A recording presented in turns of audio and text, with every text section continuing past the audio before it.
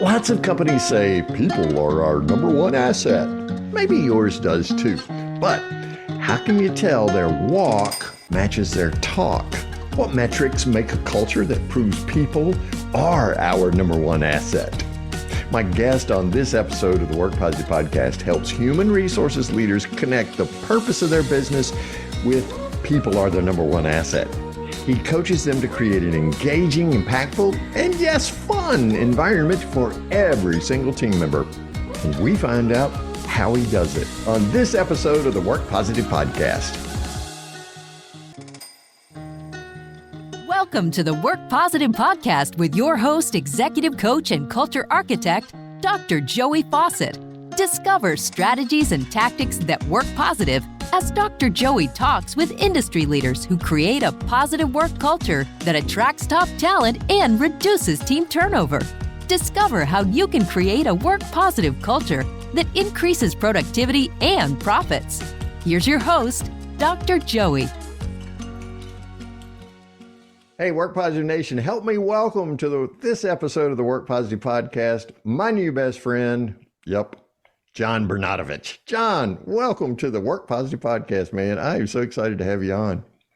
I've been called a lot of things today, but not that, Dr. Joey. I got to tell you, you just made my day. So thank you so much. What a pleasure to be on the show at the same time as your nation of followers will hopefully see you were on my podcast. So we're flipping the microphones. I can't wait to answer all your incredibly difficult questions with hopefully some small amounts of wisdom and a little bit of wit and maybe a bad dad joke or two. Oh, see, now if we're telling bad dad jokes, I specialize in those. Just ask my girls. Pop, my 3.5-year-old granddaughter, thinks Pops is the funniest thing in the world. That's all that really matters at the end of the day. She's nothing not heard else my dad matters. jokes. Yeah, nothing else matters. I love it. Thanks for having me on HR Like a Boss. And like the Work Positive Podcast, HR Like a Boss is heard wherever finer podcasts are heard. So go check that out, Work Positive Nation. You'll find some immensely powerful and wise and successful people like John Bernatovicz on there. John, you do a ton of work with SHRM and are instrumental in Ohio, Northern Ohio, right? You guys are getting ready to have a conference, 4 different SHRM chapters coming together. That's probably already happened by the time people are able to listen to this. But you do have a new book out. So tell us, the title of that is HR Like a Boss. Yeah, book came out October 24th, 2023, and I was blessed to have it published by SHRM Books, thanks to my friend Steve Brown, who I know is another fellow member of the Work Positive Nation. I know that follows you, Dr. Joey. So Steve's a close friend and was so kind to connect me with the publisher at SHRM Books several years ago. And long story short, on the book, I actually lost both of my parents in a short period of time, 13-month span. I had one of those bucket list, what are you going to do when you grow up conversations with myself. And writing a book was on my list because of just the general aspiration to do it. And then seeing some of my friends like Steve Brown, Tim Sackett, Ben Eubanks, list goes on, writing books. And I ended up penning a tale called I Got It All Wrong, but I couldn't get past the title page. And so I pivoted to a presentation done a few times called HR Like a Boss, which we got some really cool response to. And it was a little simpler for me to write it because there was already an outline. The content was there. We had the 5 pillars of what it took to do HR Like a Boss. And so that, coupled with the fact that I was suggested to read Atomic Habits, which taught me how to pair a new habit, which was writing, with an old habit, which was getting up on the weekends before my family did and giving a little John time, do what I wanted to do, whether it was work out or meditate or go play golf. So I spent about a year on the weekends writing about 1,000 words every weekend. And lo and behold, here we are. Book's launched. You can buy it on Amazon and all your favorite retailers. And if you're a SHRM member, you can go to the SHRM bookstore and get it for even less than you can on Amazon. Isn't that preposterous? I'm sure the people at Amazon don't like that. Any chance we get to stick it to the big guy? We all enjoy doing that, don't we? Yeah, Jeff Bezos. If Jeff Bezos is listening, I hope he is, then we're doing something right. Yeah, we love you, Jeff. But the super yacht, that was a little over the top, buddy. I'm just saying. So you just mentioned the 5 pillars. Can we talk about those pillars, Sean? Yeah, no, I'd love to. Yeah. So basically, the reason why I wrote the book and the presentation the book came from that presentation was that I got sick to my stomach, almost criminal feeling that HR allows every year Gallup 12 survey to come out and not moving the needle at all in a positive way. Around 2 out of 3 employees are not engaged at work. I hate that data point. I hate the fact that it doesn't change. Couple that with the fact data that point, John, I think is up to 85% now. 2 out of 3 has been it forever, but it's getting worse. Yeah, right there in the pandemic, 85%. And then you couple that with the fact that you ask any employee these days, they'll tell you their employer doesn't care about them. And so I believe that the idea of working in a job that you don't enjoy or don't feel engagement or meaning to, it's downright wrong. And we need to do something about it. You spend so much time working, time away from your family, your wonderful little grandchildren, or your spouse, or the things that you want to do. Why in the world are we allowing that to happen? And I think HR has the greatest potential to transform that and make a difference in how people view work. And so inside the book, those 5 pillars start with, in order to make that type of transformation, we need to think differently, first and foremost, how we view our job, how we view ourselves, how we can convince others to view us inside of a business. Then we need to be different. So if we're going to try to change something, you can't do the same things over and over. So we have to have some action of difference. And oh, by the way, we have to be better. We can't be different, just different. It has to be better. It has to drive results for our employees, for our business, and for the communities that we work in. And then it requires action. We got to take action on the things that we see, we feel, and we hear. And last but not least, if we do all those things, the higher purpose of doing HR Like a Boss is to make an impact. Let's make sure we're making a positive impact on people's lives, that we're driving results for our business. And in my belief, if we do all those things really well, we can attack societal issues by making sure our employers are socially responsible, and we've got groups of people, our employees that are working there that want to make a difference, attacking whatever challenge you may have in your community. Because frankly, as Dr. Joey, our society is in a very unique place, and I saw businesses and groups of employees that work there were engaged as a great vehicle to change things one issue at a time. Oh yeah, one life at a time. The long tail of a positive work culture is evident in every community, because those companies where people enjoy working, where they say to their neighbors, hey man, you ought to come work over here. Hey friend, come over. Want your family members to come to work. Let me tell you about the great place I work. It's not the work sucks conversation that you hear around the dinner table. It's, let me tell you what I did today. It's really awesome, cool thing, which is so antithetical to what we see in most places today. John, just think about it. To your point, we spend 70% of our waking hours working. And if we're miserable for almost 3/4 of our waking hours, that means our sleep's miserable, which means you're in this huge cycle of where maybe 15 to 20% of a 24-hour day is good. Now, I don't know what you're doing. Maybe you're eating, Marisa Andrade would want us to eat Krispy Kreme donuts, right?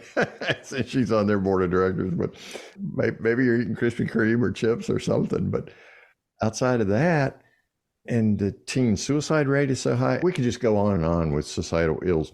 So we stand as persons who are influential and impactful in creating a positive work culture. We stand at an awesome opportunity in picking it up to lower that teen suicide rate, to lower divorce rates, to increase happiness within families, to make school systems better, the things that make great communities happen, right? We have an opportunity to do that.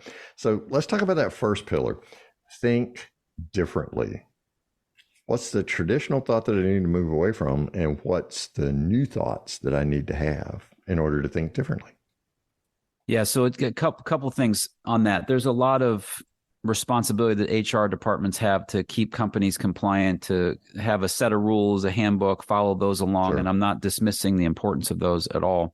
But the first place in thinking differently from my standpoint, it's you have to walk the walk by showing passion for what it is that you do.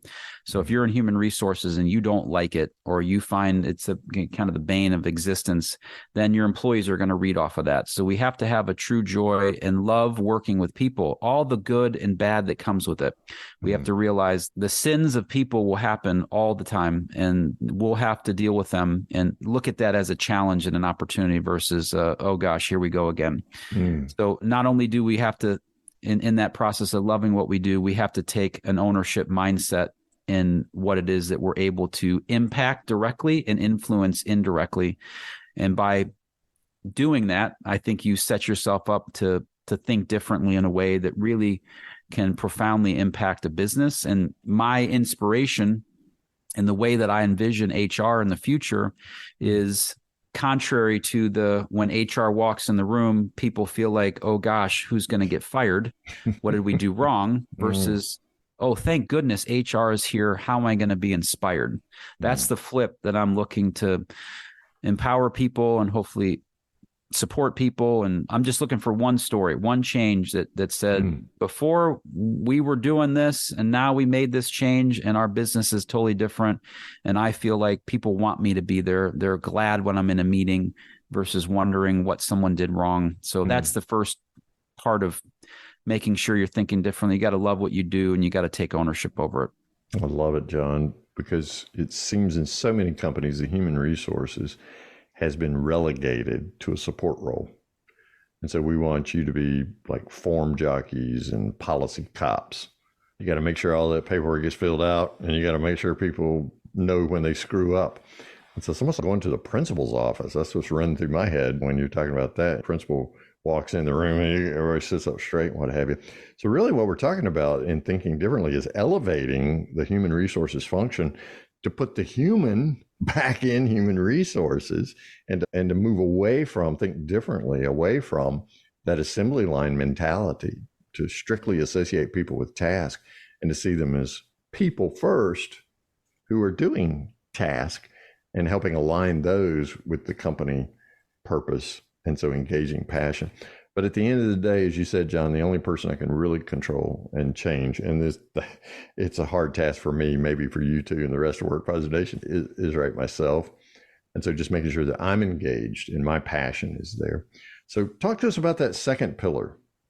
Yeah. So being different to me, there's a lot of aspects of, so we start to think differently, and then we have to put some action into this and make sure that people feel that there's a difference in human resources. And I mentioned the idea of feeling inspired by the way that you act. And to me, for human resources, that being different starts by humanizing yourself, by making sure that people understand that you're not a robot.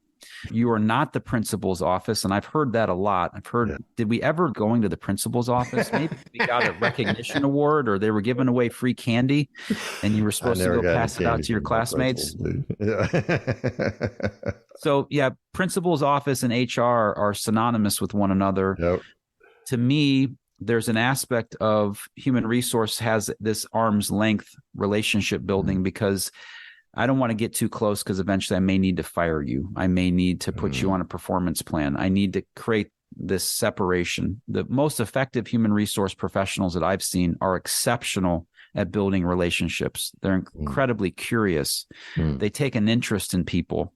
And so when you have to have a difficult conversation with them, you've built the foundation of it to have a real, genuine discussion, as opposed to, oh, I don't know who this HR person is. They come dressed in a suit every single day, and now they're in a meeting, and I have to stand back and I have to be on notice. Like when the principal shows up in your room when you were in class, you started to act a little different, and things were, how do I say, a heightened attention. So it really starts with humanizing yourself as a human resource professional, so that you can build relationships with people in a way that can make a true impact, that you can make a difference in their life.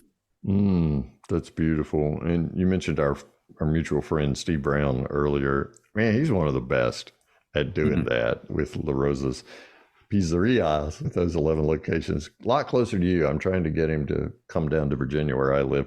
He did offer me a franchise opportunity, but I think he just wanted my money at that point. What kind of friend is that? Yeah. But he is an advocate. He is an advocate and spokesman for that organization, and the pizza's fantastic. That's what I keep hearing. Next time I'm up your way in Ohio, we'll have to go eat a slice or two or three, however many we can get down. So I want to think differently to put people first. I want to be differently, which means I'm humanizing myself as I'm a leader in a company, if I own the company, or if I'm a leader in the human resources space.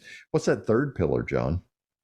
Yeah, so to be better, Dr. Joey, and I simply put this, I think the easiest way for HR to transform the way that they impact a business is by doing an incredibly better job of supporting their leaders, their managers, and their executives. All too often, people are put into those positions of leadership for a lot of the wrong reasons. And then they're in those roles and they're not equipped with the tools, resources, and training to become successful. Mm-hmm. So as a result, I now work for some person that's not prepared to do their job, and they're not very good at it. And I don't really get along with them that well. Guess what happens? I quit and leave, or I become miserable, or don't like what I do. So the importance of looking at who your leaders and managers are, making sure, do we have the right people in the right seat doing the right job? Are they prepared? Do they have the skills, the training, the development, the tools that we can give them from an HR standpoint? HR can do that without a significant amount of investment. At the same time, if you want to make more of an investment, you can hire tremendous people like Dr. Joey or other leadership coaches that can provide that one-on-one coaching. Let's invest in your human capital by making your managers as effective as possible. And I learned that through my own trials and tribulations as a business owner of having effective and not effective leadership teams and seeing clients with ineffective leadership groups. And so by making that investment in them, it ends up making my life as a business owner a lot easier and something that I can do more effectively and focus in on the strategic things that I'm supposed to be doing as an owner. And it's really cool for my people, for them to say, I like working for my manager. I enjoy that. So if you were to say that at a dinner table at a party, I like my job and I like who I work for, the whole place would stop talking. It'd be like, what?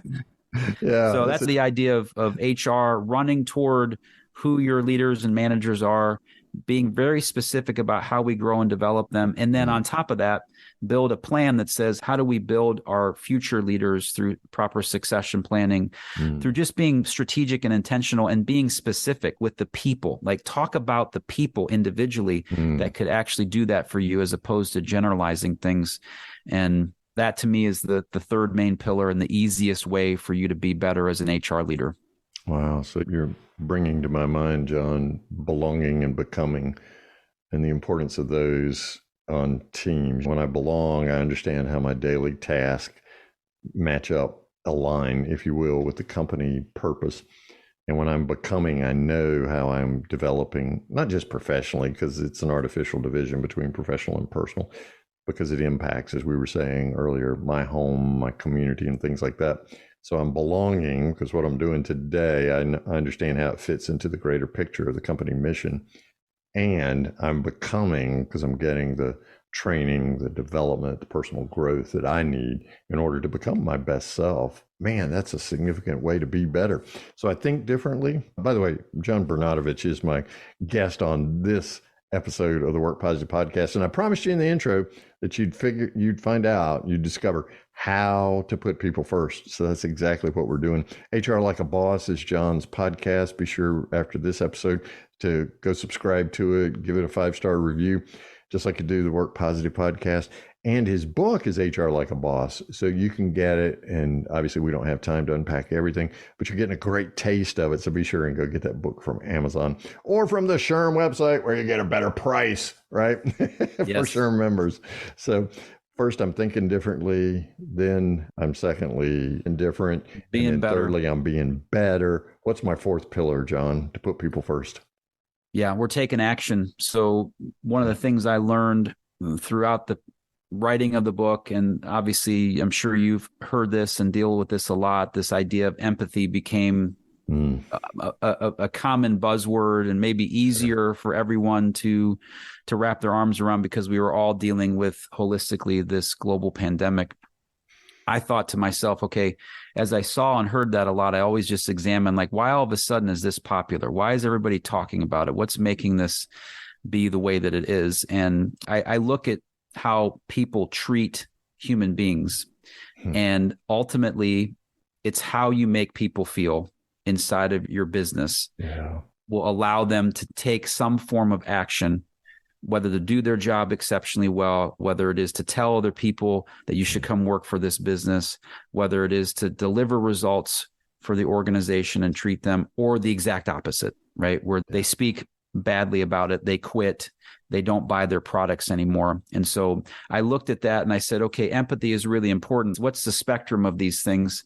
So I look at apathy, just not caring at all. That's one way for us to do that. And a lot of people do that naturally, instinctually. Then there's some form of, I'll call it sympathy, which is feeling sorry for someone. Okay, really sorry that happened.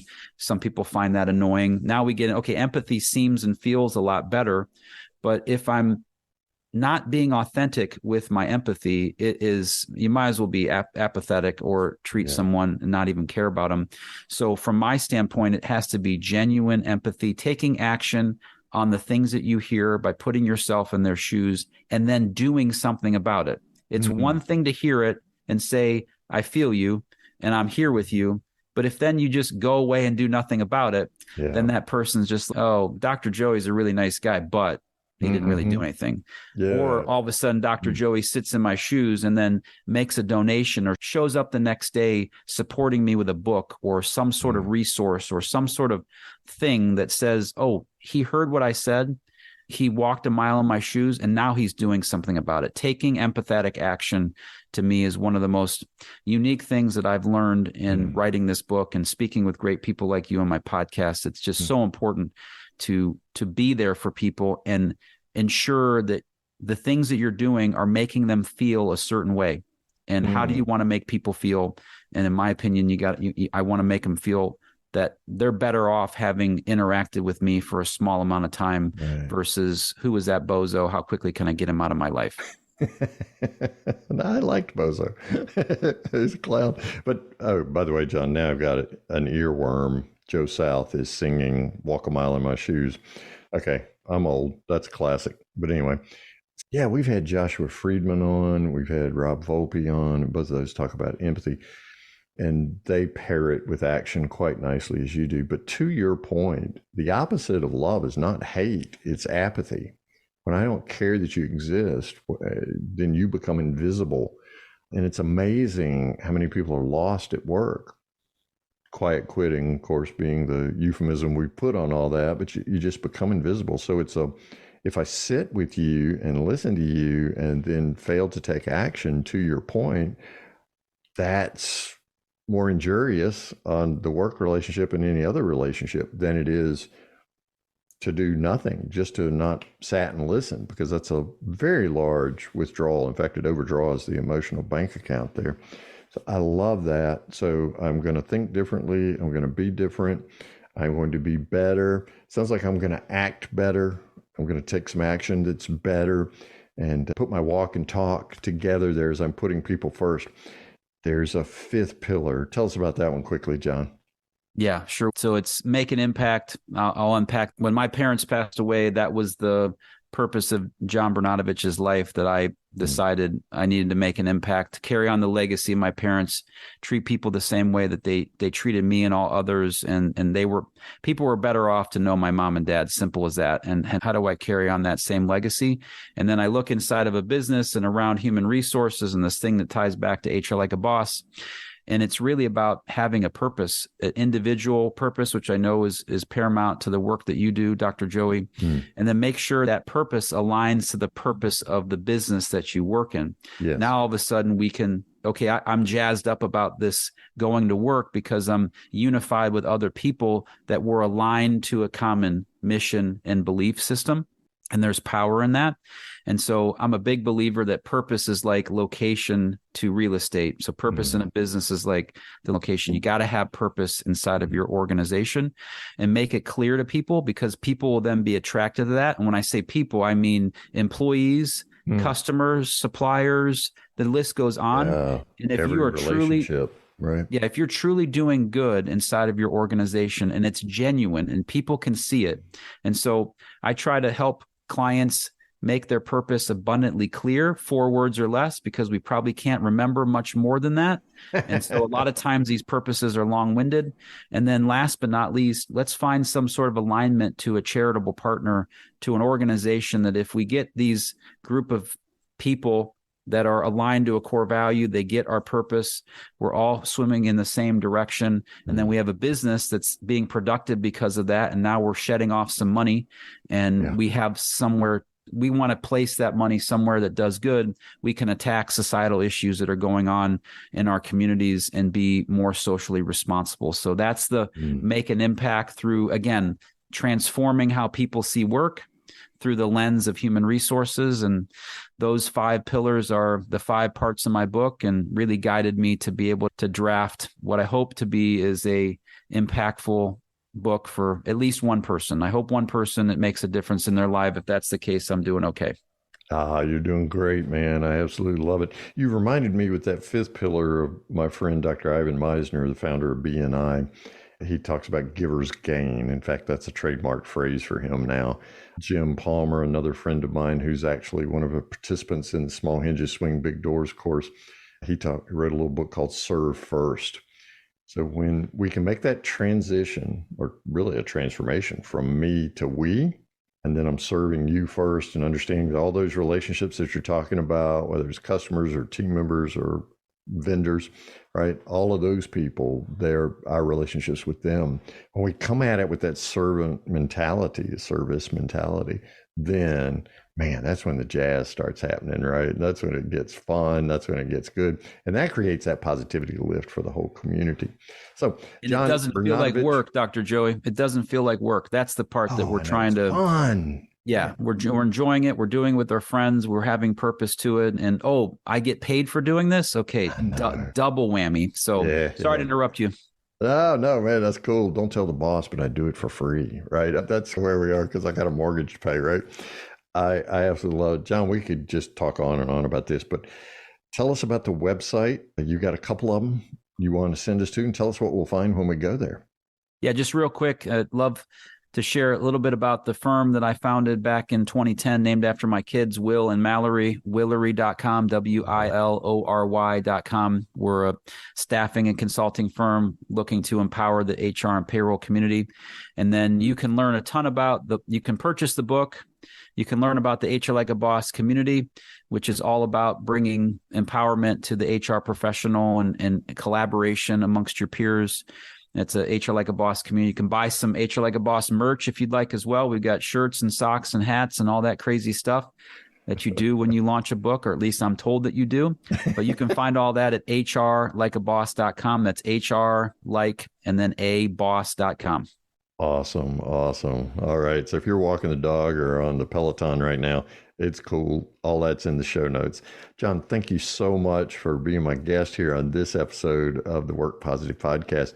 Before I let you go, man, Work Positive Nation always wants to know from my guest their one thing. So John Bernatovicz, what is your one thing? How can we begin today to create a positive work culture right where we are?